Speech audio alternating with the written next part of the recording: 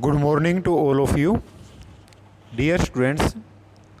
आज मैं आपको जो वर्ब भरते हैं तो कौन सी फॉर्म कहाँ पर लगेगी, तो उन फॉर्मों के जो नियम हैं वो मैं आज आपको बताऊंगा।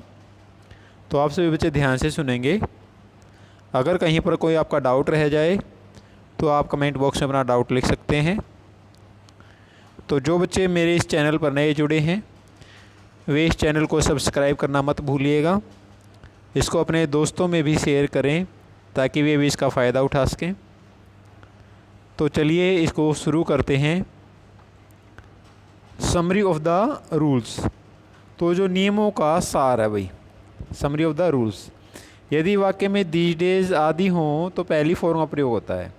यदि वाक्य में क्या हो भाई, यदि वाक्य में दीज डेज लगा हुआ हो तो किसका प्रयोग होता है, वर्ब की पहली फॉर्म का प्रयोग होता है।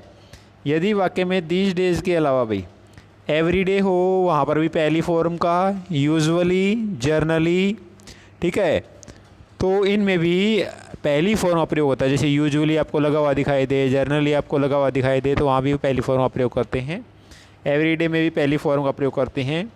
ऑलवेज में भी पहली फॉर्म का प्रयोग करते हैं। इसका आप ध्यान रखेंगे। यदि वाक्य में सेल विल आदि हो, यदि वाक्य में मॉडल के रूप में सेल विल लगा रखे हैं तो हमें क्या प्रयोग करते हैं, तो आदि हो तो पहली फॉर्म का प्रयोग हमें करते हैं। यदि वाक्य में कैन कुड आदि हो तो पहली फॉर्म का प्रयोग होते हैं। जितने भी मॉडल होते हैं तो सभी मॉडल्स के साथ हम वर्ब की पहली फॉर्म का प्रयोग करते हैं। इसके बाद जैसे मैंने आपको बताया भी कैन कुड क्या है, ये भी मॉडल हैं। मे माइट क्या है, ये भी मॉडल है भाई। ये मॉडल्स के साथ हम क्या करते हैं, वर्ब की पहली फॉर्म का प्रयोग करते हैं। यदि वाक्य में डू डज डिड, यदि वाक्य में आपको हेल्पिंग वर्ब के रूप में डू दिखाई दे, डज दिखाई दे, डिड दिखाई दे, यदि वाक्य में आपको, यदि वाक्य में हेल्पिंग वर्ब के रूप में डू डज डिड आदि दिखाई दे तो हम किसका प्रयोग करते हैं, तो हम वर्ब की पहली फॉर्म का प्रयोग करते हैं। यानी डू के साथ, डज के साथ और डिड के साथ हमेशा वर्ब की पहली फॉर्म का प्रयोग होता है।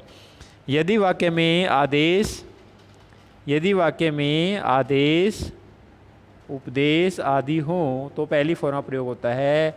इसका मतलब ये है भी जो अपनी इम्पेरेटिव टाइप होती है सेंटेंस की, जो इम्पेरेटिव टाइप होती है उसमें भी वर्ब की पहली फॉर्म का प्रयोग किया जाता है। जैसे भी ओपन द डोर, दरवाज़ा खोलो, तो ओपन क्या है, वर्ब की से फर्स्ट फॉर्म में, ठीक है। कम हेयर, यहाँ आओ, कम भी क्या है, वर्ब की फर्स्ट फॉर्म में। गो देयर, वहाँ जाओ। Do not plug the flowers, भी फूलों को मत तोड़ो, ठीक है। तो यहाँ पर प्लक क्या है, ये वर्ब की फर्स्ट फॉर्म में। तो इम्पेरेटिव सेंटेंस में क्या होता है, वर्ब की फर्स्ट फॉर्म का प्रयोग करते हैं, ठीक है। Please bring me a glass of water, bring क्या है, ये वर्ब की फर्स्ट फॉर्म में। तो प्यारे बच्चों ध्यान देंगे, जो इम्पेरेटिव टाइप होते हैं सेंटेंस की उसमें वर्ब की फर्स्ट फॉर्म का प्रयोग करते हैं। इसके बाद है भाई ये जो अभी आपको नियम बताए हैं, ये वर्ब की फर्स्ट फॉर्म का प्रयोग कहाँ कहाँ होता है, इन नियमों को आप ध्यान रखेंगे भाई। वर्ब की फर्स्ट फॉर्म का प्रयोग हम कहाँ कहाँ करते हैं, तो इसको रिवाइज कर लेंगे। यदि वाक्य में येस्टरडे, यदि वाक्य में येस्टरडे लास्ट एगो, यदि वाक्य में येस्टरडे लास्ट एगो और in plus year, in plus year आदि लगे हुए हों, यदि वाक्य में येस्टरडे, यदि वाक्य में येस्टरडे लास्ट एगो और इनके साथ ईयर, इन 2001 हो सकता है भाई, इन 2002 हो सकता है, 2003, 2004, इन 1987, कोई भी ईयर हो सकता है भाई इनके साथ। तो क्या करेंगे यहाँ पे, अगर आपको ये चीज़ें दिखाई दे जाती हैं, येस्टरडे लास्ट एगो और इनके साथ ईयर दिखाई दे जाता है, तो आप किसका प्रयोग करेंगे, तो आप वर्ब की सेकंड फॉर्म का प्रयोग करेंगे। और इस तरह ध्यान रखेंगे, अगर ये चीज़ें आपको सिंपल सेंटेंस में दिखाई देते तभी आप वर्ब की सेकंड फॉर्म का प्रयोग करेंगे। डिड के साथ हमेशा वर्ब की फर्स्ट फॉर्म का प्रयोग होता है।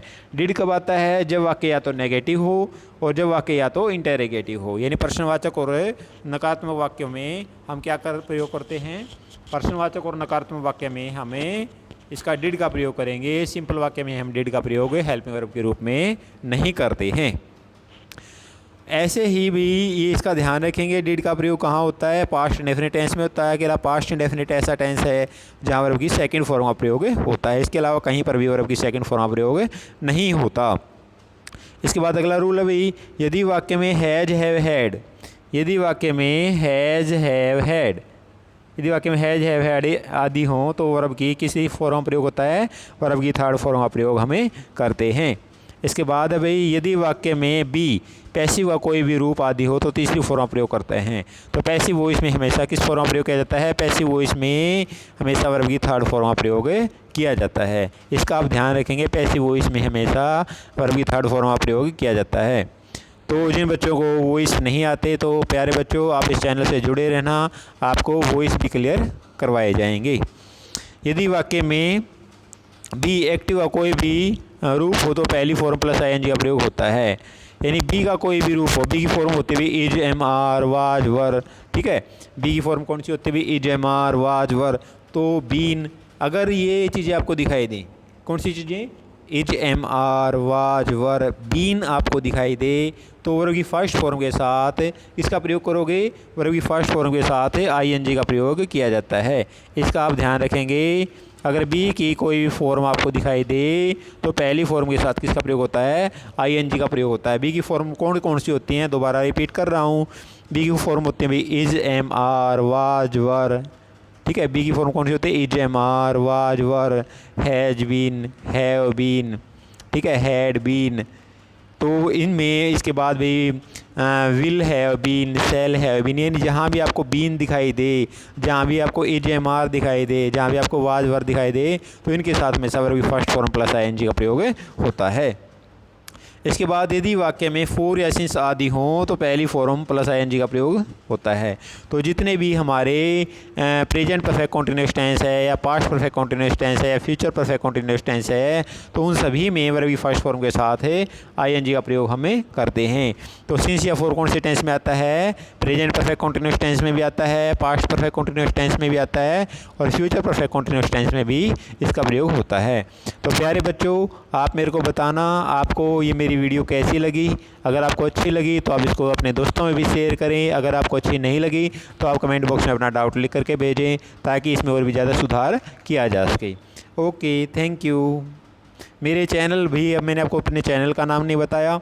मेरे चैनल का नाम है English by Manjit, MANJIT Manjit Singh, SINGHLATHWAL, English by Manjit Singh Lathwal. तो इस चैनल पर आप विजिट करें और बताना प्यारे बच्चों ये चैनल आपको कैसा लगा। Okay, thank you.